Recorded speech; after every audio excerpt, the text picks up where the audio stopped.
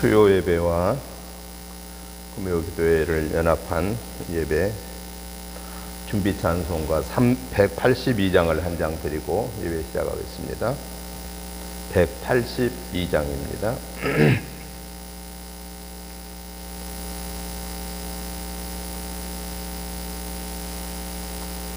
강물같이 흐르는 기쁨 성령 강림함이로 정결한 마음 영원하도록 주의 거처 되겠네. 주님 주시는 참된 평화가 내 맘속에 넘치네. 주의 말씀에 거센 풍랑도 잠잠하게 되도다. 주의 생명 소생케 되무 성령이 마심이라. 모든 의심 슬픔 사라져 주의 평강 넘치네. 주님 주시는 참된 평화가 내 맘속에 넘치네. 주의 말씀에 거센 풍랑도 잠잠하게 되도다. 하늘에서 담비 내리고 햇빛 찬란함같이 우리 마음에 성령이 많이 주님 보내심이라. 주님 주시는 참된 평화가 내 맘속에 넘치네. 주의 말씀에 거센 풍랑도 잠잠하게 되도다. 생명신에 넘쳐 흘러서 마른 광야 적신이 의의 열매 무르익어서 추수를 기다리네. 주님 주시는 참된 평화가 내 맘속에 넘치네. 주의 말씀에 거센 풍랑도 잠잠하게 되도다. 놀라우신 주의 은혜로 그의 얼굴 뵙겠네. 평화로운 안식처에서 영원토록 쉬겠네. 주님 주시는 참된 평화가 내 맘속에 넘치네. 주의 말씀에 거센 풍랑도 잠잠하게 되도다. 아멘. 사도신경으로 신앙 고백 드림으로 수요 예배 시작하겠습니다. 나는 전능하신 아버지 하나님 천지의 창조주를 믿습니다. 나는 그의 유일하신 아들 우리 주 예수 그리스도를 믿습니다.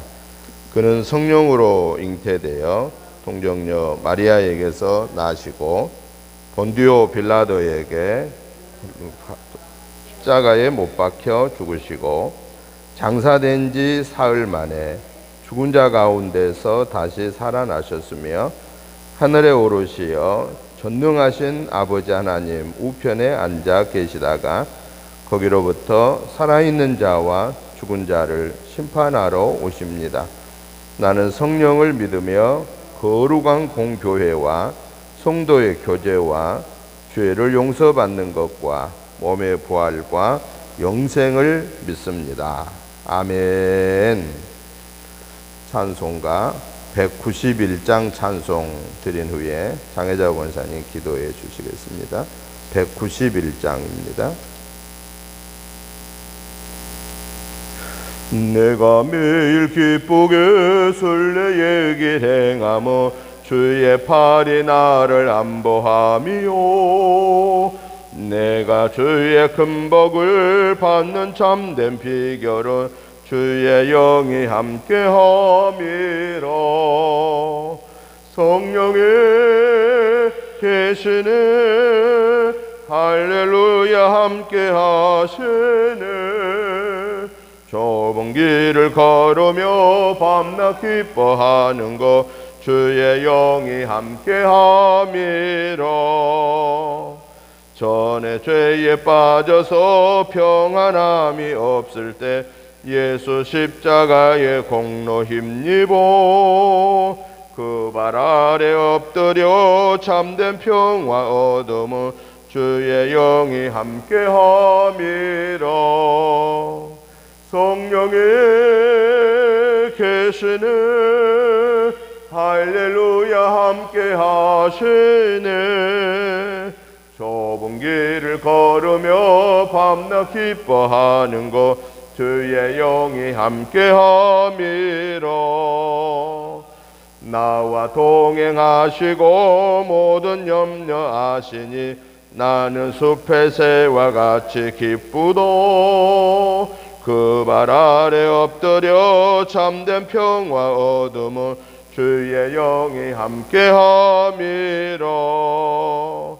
성령이 계시네 할렐루야 함께하시네.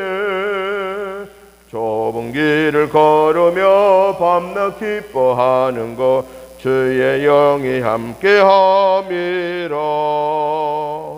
세상 모든 정욕과 나의 모든 정욕은 십자가에 이미 못을 박았네. 어두운 밤이 지나고 무거운 짐 벗으니 주의 영이 함께함이라. 성령이 계시네 할렐루야 함께하시네. 좁은 길을 걸으며 밤낮 기뻐하는 것 주의 영이 함께함이라. 아멘.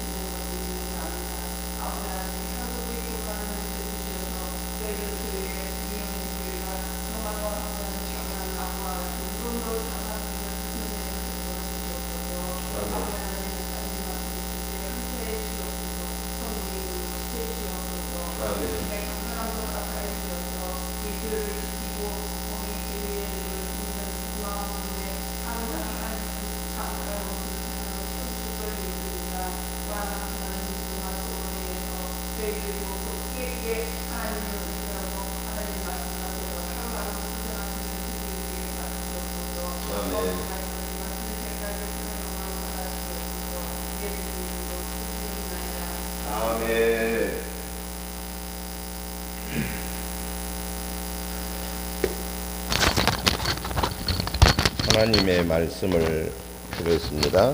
하나님의 말씀은 사도행전 10장 23절부터 48절 말씀까지를 우리 같이 한 음성으로 보시겠습니다. 사도행전 10장 23절부터 48절까지 같이 한 음성으로 보겠습니다. 베드로가 불러들여 유숙하게 하니라. 이튿날 일어나 그들과 함께 갈새 요빠에서 온 어떤 형제들도 함께 가니라.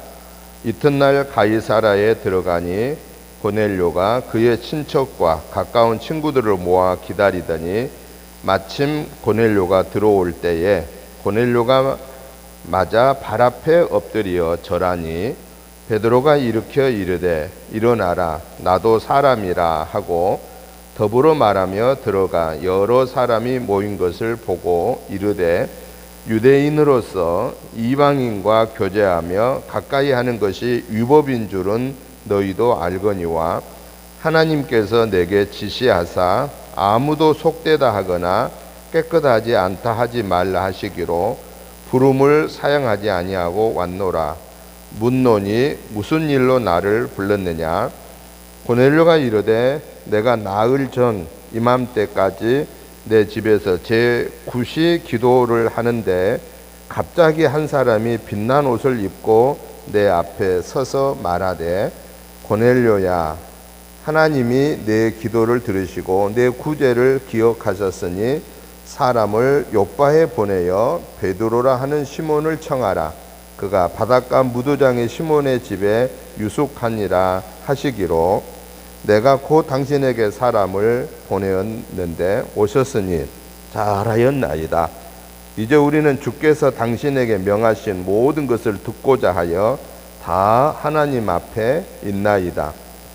베드로가 입을 열어 말하되 내가 참으로 하나님은 사람의 외모를 보지 아니하시고 각 나라 중 하나님을 경외하며 의를 행하는 사람은 다 받으시는 줄 깨달았도다.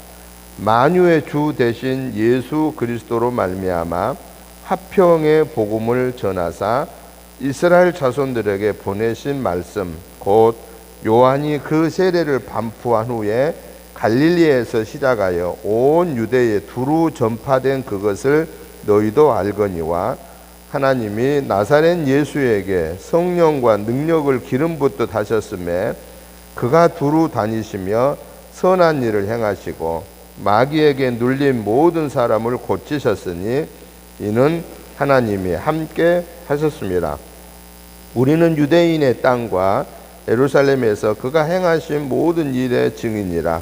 그를 그들이 나무에 달아 죽였으나 하나님이 사흘 만에 다시 살리사 나타내시되 모든 백성에게 하신 것이 아니요 오직 미리 택하신 증인 곧 죽은 자 가운데서 부활하신 후 그를 모시고 음식을 먹은 우리에게 하신 것이라. 우리에게 명하사 백성에게 전도하되 하나님이 살아있는 자와 죽은 자의 재판장으로 정하신 자가 곧 이 사람인 것을 증언하게 하셨고 그에 대하여 모든 선지자도 증언하되 그를 믿는 사람들이 다 그의 이름을 힘입어 죄사함을 받는다 하였느니라. 베드로가 이 말을 할 때에 성령이 말씀 듣는 모든 사람에게 내려오시니 베드로와 함께 온 할례 받은 신자들이 이방인에게도 성령 부어 주심으로 말미암아 놀라니 이는 방언을 말하며 하나님 높임을 들음이러라. 이에 베드로가 이르되 사람들이 우리와 같이 성령을 받았느니라. 누가 능히 물로 세례 베품을 금하리요 하고 명하여 예수 그리스도의 이름으로 세례를 베풀라 하니라. 그들이 베드로에게 며칠 더 머물기를 청하니라. 아멘. 오늘 우리가 같이 보신 사도행전 10장 23절부터 48절의 말씀의 내용은 로마 군인 고넬료가 유대인 베드로를 청하여서 베드로가 고넬료의 집에 가게 되고 고넬료의 집에서 예수님의 복음을 증거하게 되고 성령이 그 집에 있는 사람들에게 임하고 세례를 받게 되었다라고 하는 것이 오늘 말씀의 내용입니다. 그래서 저는 오늘 이 본문의 말씀을 중심해서 성령의 역사라고 하는 이런 주제로 오늘 말씀을 두 가지로 살펴보면서 이 말씀을 통해서 하나님이 우리에게 교훈하신 내용이 무엇인가 하는 것에 대한 말씀의 은혜를 받고자 합니다. 먼저 오늘 본문 23절부터 29절까지의 내용을 보니까요, 베드로가 고넬료의 집에 간 그런 내용입니다. 베드로는 고넬료의 집에 간다고 하는 것이 쉬운 결단은 아니었습니다. 왜냐하면 당시에 유대인이 이방인과 음식을 먹는 것까지도 금하여져 있는 그런 때입니다. 그런데 더군다나 그 집에까지 가서 그들이 원하는 것을 또 얘기한다고 하는 것 자체도 이거는 정말 결단하기 어려운 상황이었다라는 것이죠. 그런데 하나님의 말씀하심을 듣고 베드로는 유대인으로서 이방인의 집에 가게 된 것이죠. 그 집에 갔더니 고넬료가 이미 자기 친척들과 자기의 가까운 친구들을 자기 집에 같이 모여 있었습니다. 그리고 베드로가 고넬료 집에 도착하니까 어떤 일을 했냐면 오늘 본문 25절에 보니까 고넬료가 베드로의 발 앞에 그 무릎을 꿇었다라고, 그리고 절을 했다라고 말하고 있습니다.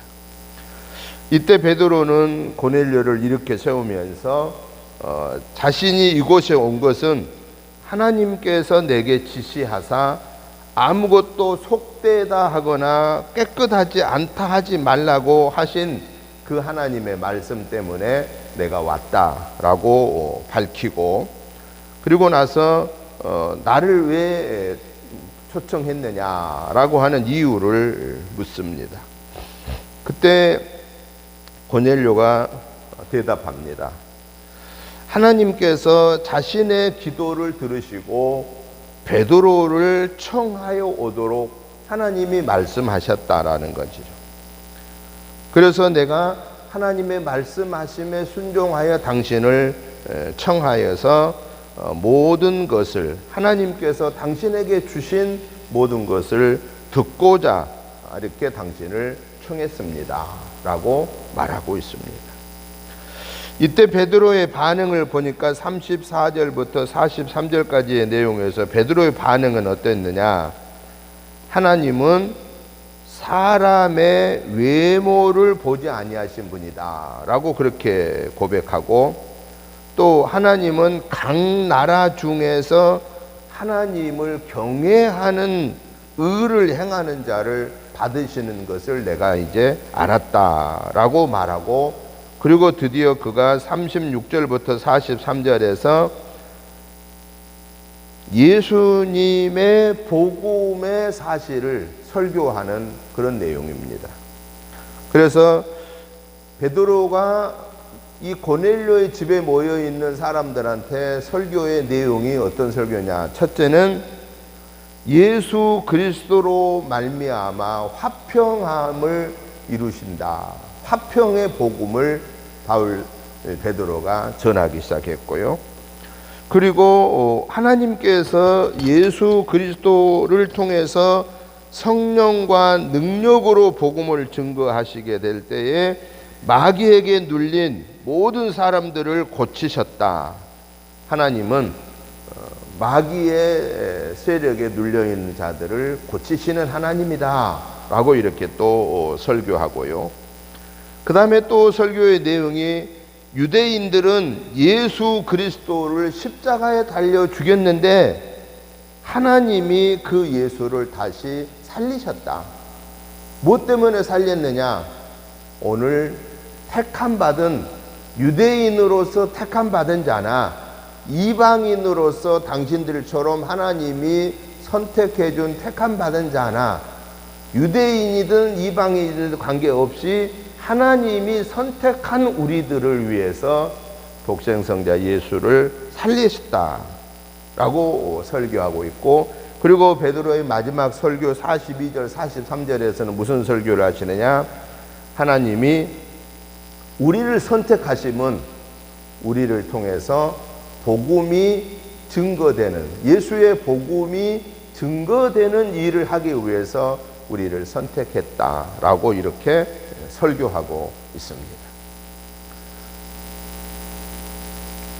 무엇 때문에 하나님이 우리를 불렀느냐 하는 것은 결론이 바로 뭐냐? 하나님이 우리를 통해서 예수의 복음이 증거되기 위해서 우리를 선택했다. 오늘 저와 여러분들의 삶을 통해서 하나님이 무엇 하기를 원하신가에 대한 답을 주는 것과 똑같습니다. 하나님이 오늘 우리를 무엇 때문에 선택하고 무엇 때문에 우리에게 구원의 은혜를 주셨느냐? 우리를 통해서 예수의 복음이 증거되어지기 위해서, 그래서 수많은 사람들이 구원받도록 하기 위해서, 유대인을 중심하여서 복음을 증거했던 당시 상황에서 이제 이방인을 향한 복음이 증거되는 기회를 하나님이 허락하셨다라고 하는 사실을 깨우쳐 주고 있다라는 것이죠. 왜냐하면은 당시 유대인들은 어떤 생각에 젖어 있었냐면요, 하나님은 유대인의 하나님이다. 하나님은 유대인이 아닌 다른 이방인의 하나님은 아니다. 우리는 오직 아브라함의 후손으로서 유대인만이 구원받을 수 있는 자다. 하나님의 거룩한 백성으로 하나님의 유업을 받을 자다라고 그렇게 자부심이라고도 할 수 있지만은 또 한편으로는 잘못된 신앙관, 교만한 신앙관을 가지고 있었다라는 것입니다. 그렇기 때문에 유대인이 이방인과 같이 하면 안 됐고, 이방인도 역시나 유대인과 함께 할 수 없는 그러한 분명한 제도를 이 유대인들은 만들어 놓고 지키고 있었다라는 사실입니다. 그런데 이걸 누가 깨버린 거예요? 하나님이 깨버린 거예요. 하나님이. 기도하는 이방인인 고넬료의 기도를 들으시고 하나님이 욥바에 있는 유대인인 베드로를 청해 와서 하나님의 말씀을 듣도록 하셨고, 기도하는 유대인 베드로를 하나님이 환상 중에 짐승의 보자기를 내려보내서 더럽다고 부정하다고 하는 음식을 잡아 먹으라고 하면서 내가 깨끗하다고 하는데 왜 네가 못 먹겠냐 하면서 결국은 하나님은 이방인인 고넬료의 청함을 받도록 하였고, 그래서 결국에 베드로는 갈 수 없는 이방인의 집인 고넬료의 집에 가서 예수의 복음을 증거하지 말아야 할, 또 할 필요도 없다고 여기는 그 유대인들의 고정관념을 깨뜨려 버리고 그들에게 예수의 복음이 증거하게 됐다라는 사실입니다. 그 결과로 무슨 일이 벌어졌느냐라는 거예요. 44절부터 48절에 보니까 베드로가 고넬료의 집에 모여있는 사람들한테 예수의 복음을 증거했을 때 무슨 일이 벌어집니까? 성령의 역사가 나타나기를 시작했습니다. 그래서 거기에 모여있던 유대인들이 깜짝 놀란 거예요. 왜냐? 성령의 역사는 유대인에게만 나타나는 걸로 그들은 배워왔고 그렇게 믿었고 또 그렇게 그들은 지켜왔다라는 거예요. 유대인 외에는 하나님은 함께하지 않는 하나님이라고 생각했고, 그런데 베드로를 통해서 고넬료 이방인의 집에서 예수님의 복음을 증거할 때 거기에 모든 사람들이 다 성령의 임재함을 받더라라는 거예요.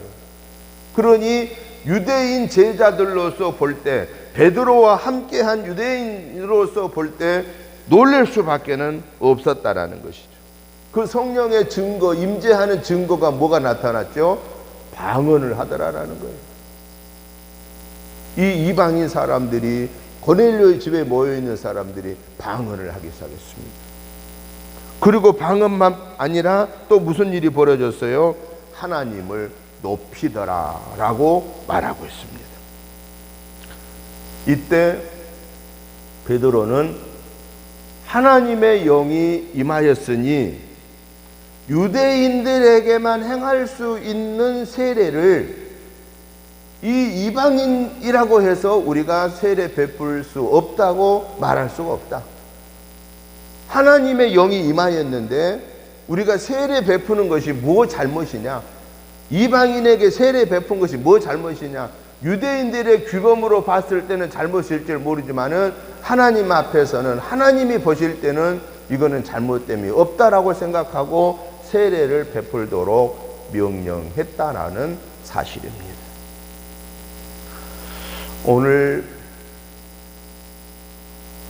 고넬료의 집에 베드로가 초청을 받고 가서 예수님의 복음을 증거하는데, 그 예수님의 복음을 증거한 핵심은 유대인들이 하나님 대신 예수님을 죽였는데 하나님이 다시 그를 살리셨는데, 그 이유는 오늘 예수님을 영접한 너희들, 이방인 너희들과 유대인 우리를 구원하기 위함이고, 그리고 이제 이 일을 통해서 우리는 유대인으로서 유대인들에게, 또 당신들은 이방인으로서 이방인에게 복음을 전할 수 있는 기회를 하나님이 주셨다라고 하는 사실을 일러주기 위함이었다라고 하는 사실입니다.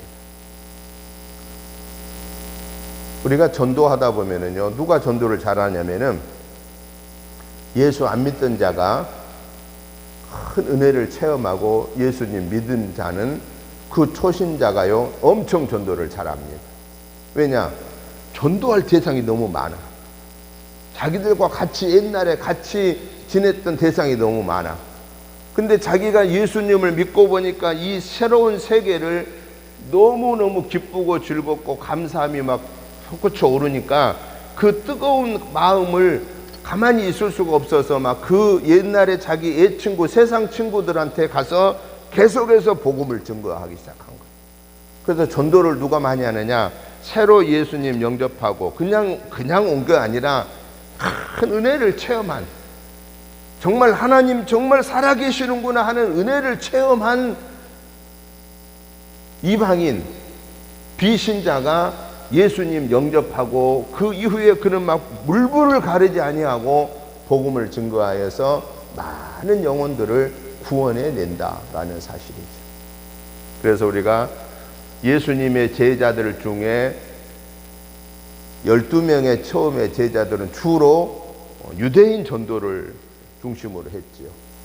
그런데 바울 사도 같은 경우는 예수 믿는 자들을 핍박했던 일에 앞장섰던 사람인데, 하나님이 그를 불러서는 어디에 쓰는 거냐? 이방인의 사역자로 쓰셨다라는 것이죠. 왜냐?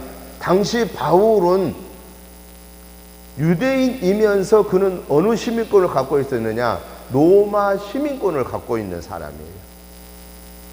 그러니까 로마 시민권을 갖고 있으니까 이방인의 지역에 어디에 가도 그는 자유롭게 활동할 수 있는 사람이에요. 오늘로 말하면은 미국 시민권을 갖고 있다, 이렇게 보면 되는 거예요. 당시 로마는 세계를 지배하고 있었던 거니까. 식민지.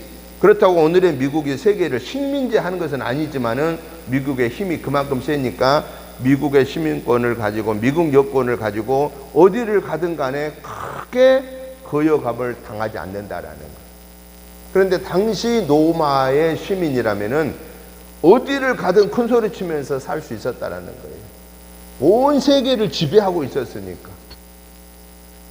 바로 바울이 바리새인 중에 바리새인이었고 유대인 중에 유대인이고 율법 선생이었고, 그는 가말리엘 문화에서 헬라 철학을 이방인 최고의 학문을 공부했던 사람이고, 그가 나면서부터 로마 시민권을 가졌다고 했고, 그래서 하나님은요 예수님을 믿는 자를 핍박하고 예수님을 대적했던 바울을 불러서 이방인 사역자로 세우는데, 거기에 바로 안디옥 이방인 교회 첫 번째 세워진 안디옥 교회에 사역하기 시작하고, 그리고 중앙아시아인 소아시아, 오늘로 말하면 중앙아시아 터키 지역인 소아시아 지역에 초대 7교회를 세우고, 그리고 로마로 건너가서 복음을 증거하는. 그래서 바울 사도는 주로 어떤 사역을 했느냐?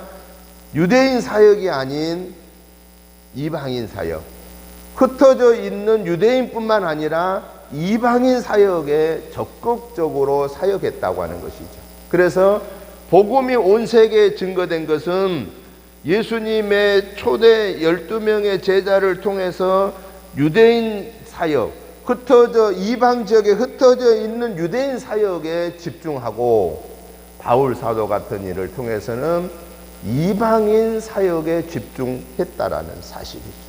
오늘 본문에도 보면 하나님은 고넬료를 무엇 때문에 선택했느냐? 그가 하나님을 중심하는 사람이었고, 그가 하나님을 경외할 줄 아는 사람이었고, 그가 경건한 사람이었고, 그가 기도를 고정적으로 하는 사람이었고, 그 가정을 구원하는 사람이었고, 그가 지배하는 이스라엘 백성들을 구제하고 섬길 줄 아는 사람이었기 때문뿐만 아니라, 그를 통해서 예수님을 만나게 하고, 그를 통해서 성령의 강권한 은혜를 체험하게 함으로써 그로 인하여 이방인 사역자를 바울과 더불어서 쌍두마차로 하나님은 사용했다라는 사실입니다. 여기에서 하나님이 오늘 우리에게 주신 교훈이 뭐냐? 하나님은 나를 무엇 때문에 선택하고 나에게 무엇 때문에 이 엄청난 구원의 은혜를 주셨느냐라는 거예요. 첫째는 나를 긍휼히 여겨주신 은혜임을 우리는 감사해야 되고, 내가 구원받았으니 그 다음에는 하나님이 나를 부르시는 목적이 무언가를 생각해야 되는데, 하나님은 항상 우리를 부르시는 목적이 분명합니다. 그 목적은 뭐냐? 나를 통해서 예수님의 복음이 증거되기 위함이다 라고 하는 사실입니다.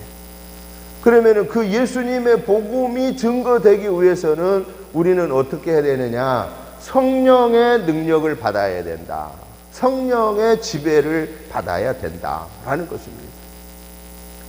고넬료의 집에 예수의 복음이 증거될 때에 하나님의 성령이 그 집에 있는 모든 사람들에게 임하였을 때 도저히 이방인에게 행할 수 없는 세례를 베풀 수 있었던 것은 성령의 임재하심을 통해서 이루어졌다라는 것이죠. 하나님은 오늘 우리를 통해서 하나님의 구원의 역사를 이루기 위해서 우리를 불러주셨는데, 우리가 그 하나님의 구원의 역사의 도구로 쓰임 받으려고 하면은 우리는 뭐 해야 되느냐? 성령의 임재를 받아야 된다. 그런데 성령의 임재를 받는 과정을 보니까요, 고넬료를 통해서 하나님이 주시는 그 교훈을 보니까 뭐냐?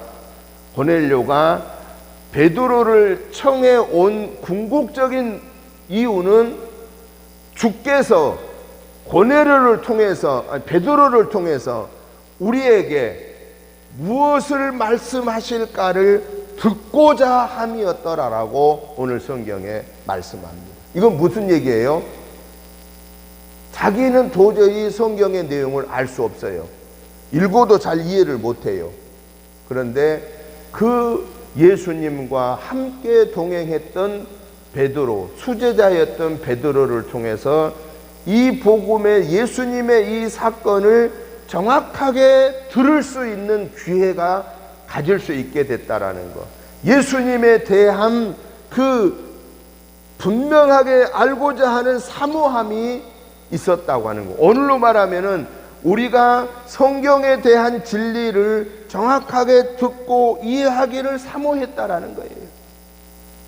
그리고 사모하는 마음으로 예수의 복음을 들었을 때 그들의 그 마음에 하나님이 응답하심으로 성령의 임재를 허락하셨고, 그리고 그들이 방언하기 시작했는데, 방언하는 것으로 끝난 것이 아니라 성령의 능력을 받은 사람은요, 무엇가 가장 우선이냐?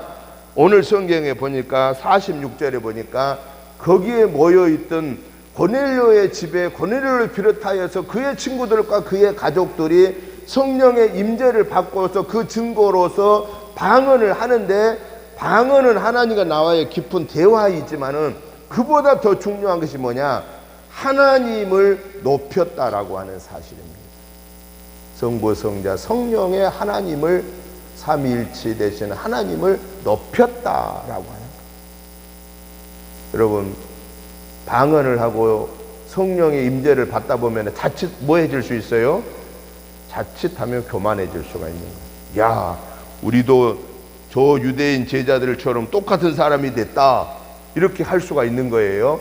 그럼에도 불구하고 고넬료는 평소에 하나님을 경외하는 사람이었고 평소에 하나님과 기도하는 사람이었기 때문에 그는 그렇게 교만하지 아니하고 이 모든 것이 하나님의 은혜였다라는 사실을 알고 하나님께 영광을 돌리고 하나님을 높이더라 라고 하는 거예요. 하나님의 말씀을 자세히 듣기를, 정확하게 이해하기를 사모하고 기도할 때 하나님은 베드로를 통해서 그 진리를 깨우쳐 주셨고, 하나님은 그곳에 성령의 임재를 허락하셨고, 그 성령의 능력을 받은 그들은 하나님을 영화롭게 하고 그분을 높인 것처럼, 오늘 저와 여러분들은 성령의 능력을 받은 자는 항상 나를 우선적으로 드러내는 것이 아니라 하나님의 영광을 올려드려야 된다. 하나님을 우선 드러내야 된다. 그게 성령의 능력을 받은 자의 삶이라고 하는 사실입니다. 그뿐만 아니라 성령의 능력을 받은 자는, 성령의 지배를 받고 사는 자는 화평의 복음이 나를 통해서 증거되어야 한다라고 하는 것을 교훈하고 계십니다. 예수 믿는다 하면서 가정에서 자꾸 부부간에 싸우고 부모 자식 간에 싸우고, 교회에서도 조금만 내 마음에 안 들면은 그냥 화내고 다투고, 일터에서도 조금만 내 마음에 안 들면 싸우고, 이런 사람은요 진정한 예수 믿는 사람이 아닙니다. 겉으로는 예수 믿고 겉으로는 교회 다녀도 하나님이 보실 때 너는 내 것이야 라고 인정받는 자는 못 된다라는 거예요. 왜냐? 예수님의 복음 안에 거하는 자는 화평케 하는 것이 우선이다라는 거예요. 왜 하나님이 독생성자 예수님을 보내주셨습니까? 에덴 동산에서 쫓겨난 아담 후에의 인간들은 다 멸망할 수밖에 없기 때문에 하나님과의 관계를 다시 화해하기 위해서 예수님이 오셔서 십자가에 달려 죽으시고 부활하심으로 그 예수님을 믿음으로 우리는 하나님과 화평케 되었다라는 거예요. 하나님과 화평케 된 자는 당연히 누구하고도 화평해야 되느냐? 사람과도 화평해야 된다라는 사실입니다. 내 마음에 다 들어서 화평한 게 아닙니다. 여러분, 하나님이 우리 죄인 된 인간이 하나님의 마음에 들어서 화평케 하기 위해서 예수님 보내셨습니까? 예수님께서 죄인 되었던 우리가 마음에 들어서 화평케 하기 위해서 십자가에 달려 죽으셨습니까? 절대 아닙니다. 하나님의 전적인 은혜였습니다. 예수님의 전적인 은혜였습니다. 오늘 우리가 예수의 복음으로 화평케 하는 자의 삶은 내 마음에 들어서 화평을 이룬 것이 아니라 하나님의 은혜로, 예수님의 십자가의 은혜로 내가 하나님과 화평케 되었다라는 그 사실 앞에 감사함으로 내가 소금의 사명을, 빛의 사명을 감당하기 위해서 내가 먼저 녹아지고 내가 먼저 불태워졌을 때 하나님은 나를 통해서 화평이 이루어지게 된다라고 하는 것입니다. 내가 불태워져야 되는 거예요. 의의 태양빛을 비추려면은 내가 태워져야 돼요. 나라고 하는 것이 태워져야 돼요. 썩음을 막고 맛을 내기 위해서는 소금이 녹아지듯이 화평의 아름다움을 이루기 위해서는 내가 먼저 녹아져야 되는 거예요. 그때 하나님은 우리를 들어서 사용하신다라는 사실입니다. 사랑하는 성도 여러분, 당시 유대인들 생각으로는 하나님은 우리 유대인의 하나님이야. 저 이방인들은 그 개 취급당하는 거야. 저 이방인들을 위해서 하나님은 계신 거 아니야. 라고 이렇게 생각할 수 있었습니다. 또 그렇게 생각하고 살았습니다. 그런데요, 오늘 베드로가요, 성령이 고넬료의 집에 임한 것을 보고 베드로가 고백을 하는 사실을 우리는 기억해야 됩니다. 그 고백을 통해서 우리가 분명하게 알아야 될 것은 뭐냐? 하나님은 어느 나라 사람들을 보고서 은혜를 베푸신 것이 아니다. 그 말은 무슨 얘기예요? 하나님은 유대인들의 하나님만 아니다.